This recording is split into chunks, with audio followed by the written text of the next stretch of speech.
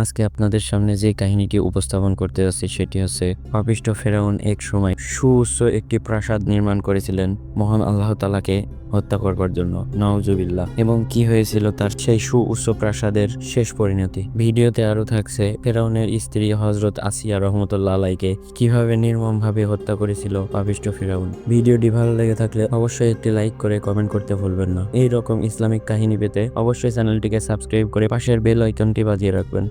একদিন হযরত মুসা আলাইহিস সালাম এসে ফেরাউনকে বললেন, হে ফেরাউন, তোমার প্রতি আল্লাহর গজব আসার পূর্বেই তুমি আল্লাহর প্রতি ঈমান আনো। কিন্তু পাপিষ্ঠ ফেরাউন ঈমান আনলো না, বরং তার উজির হামানকে বলল, হে হামান, তুমি আমার জন্য আকাশচুম্বী একটি প্রাসাদ তৈরি করাও। আমি মুসার খোদাকে একবার দেখে নিতে চাই। মূলত আমি তো মুসার খোদাকে আদৌ বিশ্বাস করি না। হামান ফেরাউনের আদেশ অনুযায়ী তার জন্য আকাশচুম্বী উচ্চ একটি প্রাসাদ তৈরির কাজে অসংখ্য রাজমিস্ত্রি লাগিয়ে দিল। তারা অসংখ্য লোক দিনরাত পরিশ্রম করে বহুদিন ধরে একটি সুউচ্চ ভবন নির্মাণ করলো। ভবনের উপরের তলা এতই উঁচু হলো যে রাজমিস্ত্রিগণ তার উপরে উঠে আরো ইট গাঁথবে বলে সাহসী পেল না। যারা বা দু একজন অতি সাহসের পরিচয় দিয়ে ভবনের চূড়ায় আরোহণ করত, বায়ুর প্রবল ঝাপটা এসে তাদেরকে নিচে ভুতলে ফেলে দিত। ফলে ভবন যতখানি উঁচু করা হয়েছিল তার উপরে আর উঁচু করা সম্ভব হলো না। ভবনটি নির্মাণ হওয়ার পর ফেরাউন তার ছাদের উপর আরোহণ করে আল্লাহ তাআলাকে হত্যা করার আশায় আকাশের দিকে একটি তীর নিক্ষেপ করলো। তখন আল্লাহ তাআলা তামাশা করার ছলে এক ফেরেশতাকে বললেন, তীরটিকে ধরে তাতে রক্ত মেখে তার দিকে ছুঁড়ে দাও। ফেরেশতা আল্লাহর হুকুম তামিল করলো। ফেরাউন উক্ত রক্তমাখা তীর ফিরে আসতে দেখে আনন্দে আটখানা হয়ে গেল এবং তীরটি নিয়ে প্রাসাদের নিচে নেমে তা সকলকে দেখিয়ে বলতে লাগলো, এ দেখো, আমি মুসার খোদাকে হত্যা করে ফেলেছি। এ সময় আল্লাহ তাআলা ফেরেশতা জিব্রাইল আলাইহিস সালামকে হুকুম করলেন, হে জিব্রাইল, তুমি এখনই গিয়ে ফেরাউনের ওই ভবনটি ভেঙে শেষ করে ফেলো। আল্লাহ পাকের হুকুম অনুসারে জিব্রাইল আলাইহিস সালাম এসে তার পাখা ঝাপটা মেরে তা চূর্ণ বিচূর্ণ করলেন। কথিত আছে যে ফেরাউনের স্ত্রী হযরত আসিয়া রহমতুল্লাহ আলাই নিজের কক্ষে বসে একদিন চুল আঁচড়াতে ছিল। সহসা তার হাত হতে চিরুনিখানা নিচে পড়ে গেল। চিরুনি উঠানোর সময় তিনি আপনা হতে বলে উঠলেন, ও হে মাবুদ, জানি না তুমি কবে যে জালেম ফেরাউনকে দুনিয়া হতে তুলে নিবে। যদি সে এ দুনিয়া হতে বিদায় হতো তবে মানুষ হাঁপ ছেড়ে বেঁচে যেত। তার অত্যাচারে মানুষ যে একেবারে অস্থির ও অতিষ্ঠ হয়ে পড়েছে। এ সময় পাপিষ্ঠ ফেরাউন উক্ত রুমের দিকে আসছিল। তখন হযরত আসিয়া রহমতুল্লাহ আলাইর কথাগুলো তার কানে গেল। সে রুমে প্রবেশ করে হযরত আসিয়ার কাছে জিজ্ঞেস করলেন, হে আসিয়া, আমি তোমার নিকট একটি কথা জিজ্ঞেস করছি। সত্য কথা বলিও, মিথ্যা বলিও না। সম্ভবত তুমি মুসার খোদার উপর ঈমান এনেছো, আর সে কারণে আমাকে এরূপ অভিশাপ দিচ্ছ। হযরত আসিয়া রহমতুল্লাহ আলাই বললেন, হে বাদশাহ, হযরত মুসা আলাইহিস সালামের খোদার উপরে আমি কি আজ ঈমান এনেছি? তার উপর আমি বিশ্বাস স্থাপন করেছি আজ হতে প্রায় 40 বছর আগে। তা এতকাল ধরে আমি গোপন রেখেছিলাম, কিন্তু ঘটনাচক্রে আজ তা যখন প্রকাশ হয়ে গেল তখন আমার কি করার আছে বলো। হযরত আসিয়ার কথা শুনে ফেরাউন বেশ একটু শান্তভাবেই বলল, না আসিয়া, তুমি ওইসব বিশ্বাস ছেড়ে দাও। তুমি আমার কথা মানো, মুসার খোদাকে পরিত্যাগ করো।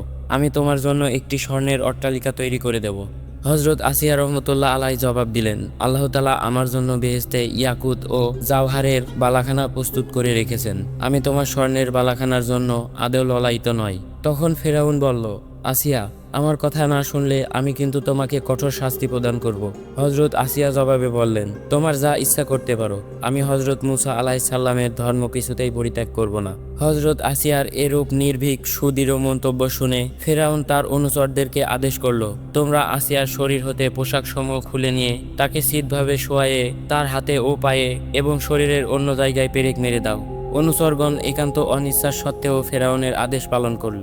হযরত আসিয়া অত্যন্ত যন্ত্রণায় আসমানের দিকে তাকিয়ে বললেন, হে আমার মহান প্রতিপালক, আমাকে মুসার ধর্ম পরিত্যাগ করার জন্য ফেরাউন আমাকে এরূপ কষ্ট প্রদান করছে। মুসার ধর্ম পরিত্যাগ করলে সে আমাকে সোনার মহল তৈরি করে দেওয়ার প্রতিশ্রুতি দিচ্ছে, কিন্তু ফিরআউনের সেই সোনার মহলের কোনো আকাঙ্ক্ষা নেই আমার। হে খোদা, তুমি আমাকে তার কবল হতে মুক্ত করে দাও। হযরত আসিয়া আল্লাহর দরবারে ফরিয়াদ জানিয়ে আরো বেশি কাঁদছিলেন। এমন সময় তার নিকট ফেরাউন আবার এসে বলল, হে আসিয়া, আমি তোমাকে এখনো বলছি মুসার ধর্ম পরিত্যাগ করো, তাহলে তোমাকে আর শাস্তি দেব না। এখনই তোমাকে মুক্ত করে দেওয়া হবে। কিন্তু হযরত আসিয়া বললেন, হে আল্লাহর অবাধ্য ফেরাউন, তুমি আমার স্বামী অবশ্য, এবং সেজন্য আমার শরীরের উপর তোমার অধিকার আছে, কিন্তু আমার মন স্বাধীন, মনের উপর তোমার কোনো অধিকার নেই। তুমি ব্যাহত, আমাকে যা ইচ্ছে তাই করতে পারো, কিন্তু আমাকে তুমি কোনো মতেই সত্য ধর্ম পরিত্যাগ করাতে পারবে না। ফেরাউন আর কোনো কথা না বলে আসিয়ার নিকট হতে চলে গেল। এর কিছুক্ষণ পরেই ঠিক মুসা আলাইহিস সালাম এর মতো দেখতে এক ব্যক্তি এসে হযরত আসিয়াকে বললেন, হে আসিয়া, মহান আল্লাহ তাআলা আপনার জন্য 7 আসমানের দরজা খুলে রেখেছেন। আসমানের ফেরেশতাগণ আপনার দিকে তাকিয়ে আছে। এখন আপনার যা ইচ্ছা আল্লাহর দরবার হতে চেয়ে নেন। তখন হযরত আসিয়া রহমতুল্লাহ আলাই আল্লাহ পাকের দরবারে ফরিয়াদ জানালেন, হে আমার প্রতিপালক, আপনি আমার জন্য একটি মহল তৈরি করুন এবং আপনি আমাকে ফেরাউন ও তার অনুচরদের জুলুম হতে রক্ষা করুন। ফেরাউন দেখল হযরত আসিয়া কোনোভাবেই তার বশতে স্বীকার করছে না। তখন সে হযরত আসিয়াকে একটি উত্তপ্ত তৈলাক্তপূর্ণ লোহার কড়াইতে নিক্ষেপের নির্মম আদেশ দিল। এ সময়ে আল্লাহ তাআলা হযরত আসিয়া রহমতুল্লাহ আলাইয়ের চক্ষুর বাহিক পর্দা সরিয়ে তদস্থলের অভ্যন্তরীণ পর্দা খুলে দিলেন, যার ফলে তিনি দেখতে পেলেন বেহেশতে তার জন্য একটি মহল নির্দিষ্ট হয়ে পড়ে আছে। এ সময় তার আর কোনো রকম কষ্টই হলো না। এরূপ কথিত আছে যে এ মুহূর্তে কতিপয় ফেরেশতা একযোগে এসে তাকে একটি বেহেশতি সেব ফল উপহার দিল, আর সঙ্গে সঙ্গেই তার প্রাণবায়ু দেহ হতে চলে গেল। হযরত আসিয়া রহমতুল্লাহ আলাইর মৃত্যুর পর ফেরাউন হযরত মুসা আলাইহিস সালামকে হত্যার জন্য ষড়যন্ত্রে লিপ্ত হলো এবং সহচরদের সাথে পরামর্শ করতে লাগলো। এ সময় ফেরাউনের দরবারে হারকিল নামক একটি লোক ছিল। এ লোকটি নিরাকার আল্লাহ তাআলার প্রতি আস্থাবান ছিল।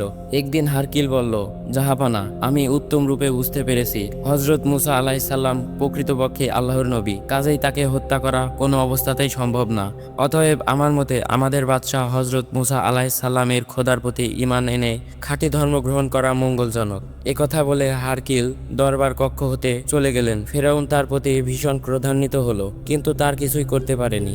ফেরাউনের দরবারে আরো একটি ঈমানদার লোক ছিল। সে বলল, হে আমার কওমের লোকজন, আমার ভয় হচ্ছে আমাদের পূর্বে হযরত নূহের কওম ও আদ সামুদের কওম প্রভৃতিদের প্রতি আল্লাহর গজব এসেছিল, ঠিক আমাদের প্রতিও সেরূপ গজব না এসে পড়ে।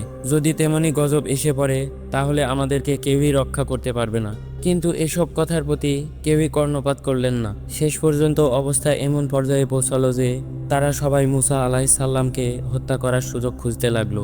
এ সময়ে ফেরাউনের প্রাসাদের বাধা বাঘগুলো সবই মুক্ত হয়ে দেশের বিভিন্ন জায়গায় ছুটাছুটি করতে লাগলো এবং কিবতীদেরকে ধরে ধরে খেতে আরম্ভ করলো। কিবতীরা গিয়ে এ সংবাদ ফেরাউনকে জানালো, কিন্তু সে আর বাঘগুলোকে কোনোরূপে বন্দী করতে পারেনি। ফেরাউন ভাবলো এ হয়তো হযরত মুসা আলাইহিস সালামের ধ্বংসাত্মক কারসাজি।